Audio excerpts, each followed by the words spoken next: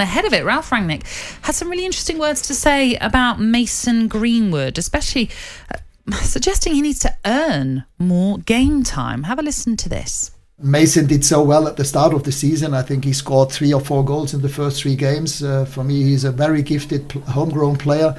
So I would love to give him more game time in the future. And but of course, he has to deserve this game time in training.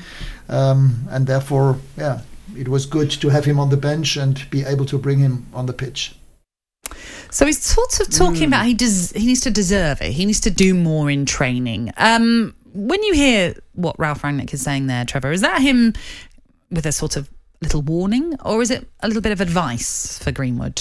Probably a bit of both. I think he's obviously been given the reins. There's only one boss at Manchester United now, and that's Ralph. And I think he's just telling the player that he's the boss. He needs him to be more professional.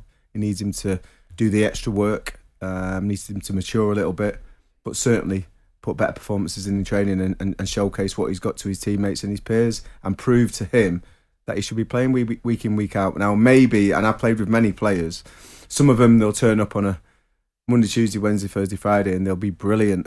And then you'll put him in on Saturday thinking, well, he deserves it, and he goes missing. And there's other players which are flip side of that, where, you know, they'll be rubbish in training, not really trying a leg, and then get to a Saturday, they'll be brilliant. I think Aguero was a little bit like that for Manchester City. So for me, he's just got to try and find that happy medium where he's doing enough for the boss to earn his place in the position in the team, but also keep a bit back, because you don't want to spend everything in the week and then get to match day and be a little bit tired and not be able to give you maximum performance. He's certainly got the talent, he's got the ability. I think he needs to grow up a little bit, start taking football a little bit more professional. You know, live the life of a footballer, eat, sleep, drink it. And I think that's what Ralph's pretty much said, you know, in his press conferences, to do with the psychologist, and, you know, he wants the boys to absolutely love playing for the shirt, and have every right to do that and want that from his players, because it's a huge football club. You should have a lot of honour and pride to play for the club, and he's just emphasising that to some of the younger players. When you were 20, as is Mason Greenwood, were you eat, sleep, drink football? I wasn't, but it was a different era, wasn't it? It was expected that we were going to go out and socialise and bond together as players, and we did that and we enjoyed it. But we certainly worked hard at the training pitch. And Jerry Francis, when I got to QPR at 20 years old, insisted on that. I was a little bit overweight, you know, and I needed to do extra work. But if you want to get in the team, that's what you have to do. And I did that. I remember doing doggies with Frank Sibley. I remember doing box to boxes until they were coming out my ears. I remember doing crossing drills, and they were being really specific about where they wanted me to put the ball, where Les Ferdinand would be turning up, and more often than not, he'd get to the end of it first and put it away. So yeah, you have to work hard and you have to make these sacrifices if you want to get to that level. And being in the Manchester United team is one thing, being in the squad is another. And at the moment, he's a squad player. If he wants to get into that team, he's got to make these sacrifices. I did it. I think every player has to do it to a certain extent. We talked about him earlier on, bringing in the sports psychologist Ralph Rangnick. It does feel as though he's leaving no stone unturned, and this is, if you take it from a positive angle, is a manager coming in, giving advice to a young player about nurturing your career. Well, it's a calling card. It's an interesting one, because it's undoubtable that Mason Greenwood is an outstanding talent. Because when he's on song, he is an outstanding, one of the best players in this country, young players certainly. But this is the same Mason Greenwood that had his card marked by Gareth Southgate last year when he was away with the England side. This is the same Mason Greenwood that asked to be withdrawn from the international setup to be able to concentrate on his domestic career. So you look at that and say, what's going on here?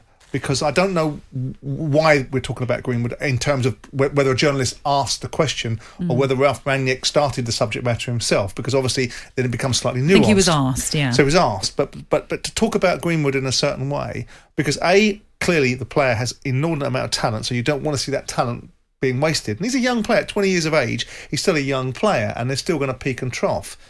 But we're seeing something with Mason Greenwood that probably is a little bit disappointing, because he couldn't play in the international framework, or was taken out of it, because he wanted to concentrate on being domestically strong and performing for his club, which seems strange to me.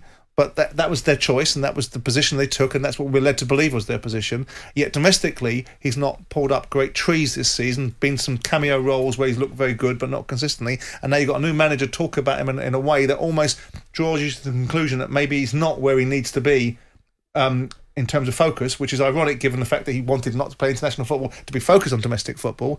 He's got a little bit of history from a year ago, and I know that you don't want to keep dragging the past up, but it comes with you, unfortunately, for all of us.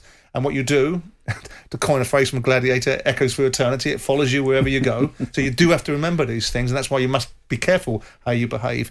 But most importantly, we want to see this boy develop, because he is a sublime talent, and he must remember the opportunity that he has, because he isn't, with due respect, playing for QPR or West Ham. He's playing for Manchester United, arguably the biggest club in world football, and he's got a huge opportunity to really cement his footballing career and life from the opportunities. But he's got to want to do it himself.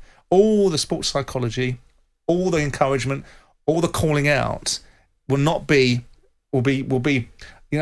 academic if this boy doesn't get the message, because he's got all the talent. So I'm hoping, because I think he can be a superstar, this kid.